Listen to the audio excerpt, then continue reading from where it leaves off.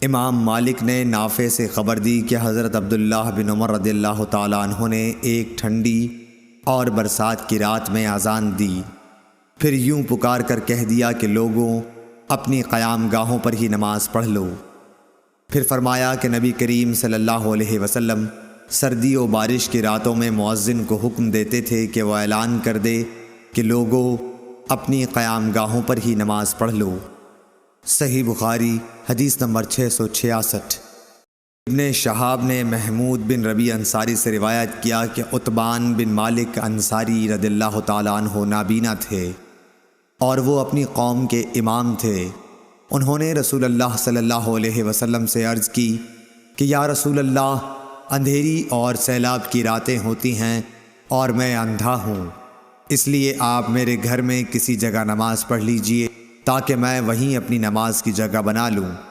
پھر رسول اللہ صلی اللہ علیہ وسلم ان کے گھر تشریف لائے اور پوچھا کہ تم کہاں نماز پڑھنا پسند کرو گے؟ انہوں نے گھر میں ایک جگہ بتلا دی اور رسول اللہ صلی اللہ علیہ وسلم نے وہاں نماز پڑھی۔ صحیح بخاری حدیث نمبر 667۔ عبد الحمید الزیادی نے بیان کیا کہ میں نے عبداللہ بن حارث بن نوفل سے سنا، انہوں نے کہا کہ ہمیں ایک دن ابن عباس رضی اللہ تعالیٰ عنہ نے جب کہ بارش کی وجہ سے کیچڑ ہو رہی تھی خطبہ سنایا، پھر مؤذن کو حکم دیا اور جب وہ حیا علی الصلاۃ پر پہنچا تو آپ نے فرمایا کہ آج یوں پکار دو کہ نماز اپنی قیام گاہوں پر پڑھ لو۔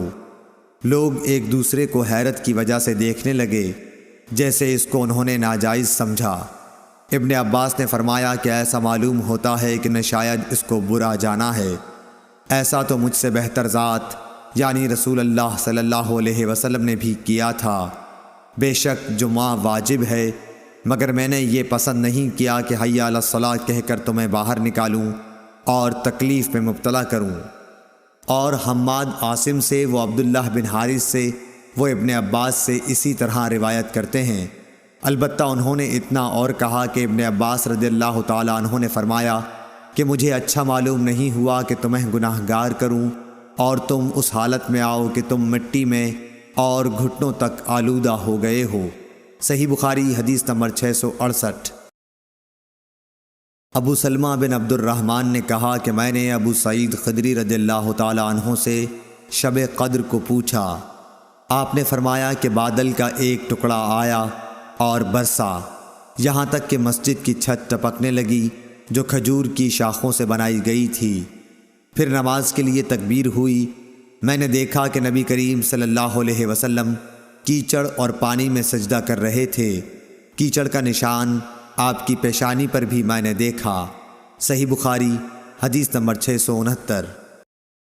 انس بن سیرین نے بیان کیا کہ میں نے انس رضی اللہ تعالیٰ عنہ سے سنا کہ انصار میں سے ایک مرد نے عذر پیش کیا کہ میں آپ کے ساتھ نماز میں شریک نہیں ہو سکتا، اور وہ موٹا آدمی تھا۔ اس نے نبی کریم صلی اللہ علیہ وسلم کے لیے کھانا تیار کیا اور آپ کو اپنے گھر دعوت دی اور آپ کے لیے ایک چٹائی بچھا دی اور اس کے کنارے کو صاف کر کے دھویا۔ حضور صلی اللہ علیہ وسلم نے اس بوریے پر 2 رکعتیں پڑھیں۔ آل جارود کے ایک شخص عبد الحمید نے اللہ تعالیٰ عنہ سے پوچھا کہ کیا نبی کریم صلی اللہ علیہ وسلم چاشت کی نماز پڑھتے تھے؟